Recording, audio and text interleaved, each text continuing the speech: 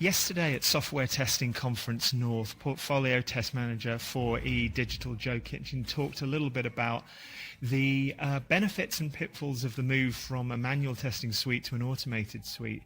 Joe, this is something that a number of businesses might be considering or going through themselves. Can you tell us any sort of key takeaways from your process and what you learned? Yeah, so the key things that we learned were to be realistic in your approach. Some people have way too high expectations and you're going to be disappointed. So whatever you plan for, expect to replan and evolve.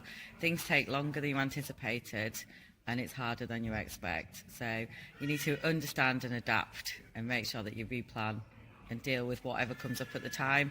So things change, they change weekly, they change daily, so your approach may not exactly be accurate. Having a fixed time scale is unrealistic and a fixed budget will probably fail as well. So for a team in your position, what were the benefits of moving to an automated suite?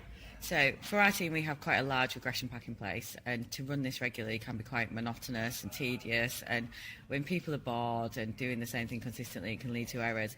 So one of the main benefits we've found is we've been able to adapt our teams and change their jobs and how they actually focus their day-to-day work. So they're doing the more interesting stuff instead of just running the same regression pack over and over again. We've had the time saving as well, so it takes the pressure off a little bit. Towards the end of a release, we can execute our automated packs instead of trying to cram them all in manually, and it kind of helps ease the pressure at the end when we're running up against a deadline and we just can't hit it. And what would you say the big pitfalls that you've experienced in the transition? I think probably we were unrealistic in the time we expected to do it. We thought that one size fits all, and it just doesn't. Just across our different tribes and squads that we have in place, we're all different, we work differently, and it's not going to work the same.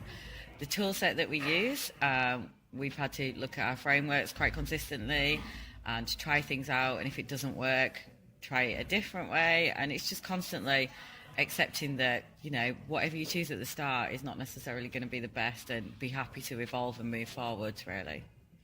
And you talked earlier yesterday about the getting all the team on board with the shift. How did you balance the team so that the manual testing, the automating testing experts were sort of all working together in harmony? So the original decision we made was to have a cross-functional team and integrate the automation team testers into that team.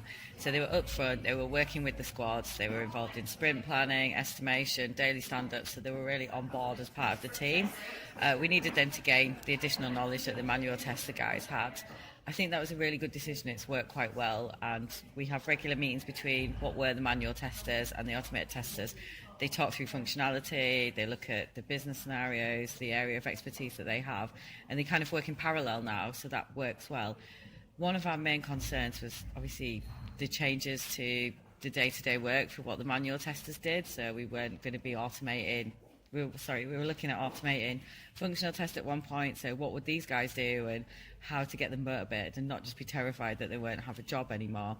So we implemented kind of a working group to, particularly as we move from manual tests with traditional steps to feature files and handing them over, about how we implemented that and the new tool set. And the guys were great, so they were really on board with it. And we had this core group of people who were day-to-day feeding back, doing the work, training the other team members, capturing the concerns, telling us this didn't work, we need to look at it this way.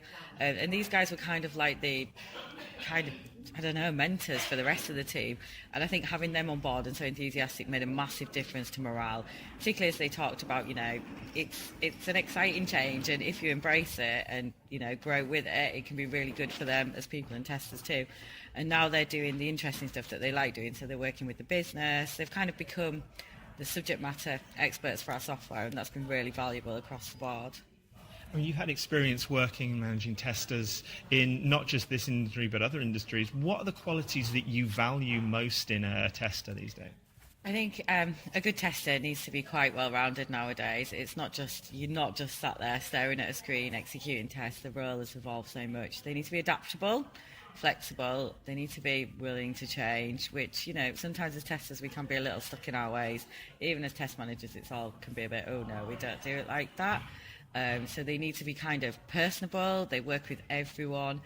regardless of standard techniques of attention to detail, being very thorough, I think, a lot of the softer skills are now becoming way more important than the technical skills, and that ability to communicate with people, kind of really understand what needs to change and why is becoming key.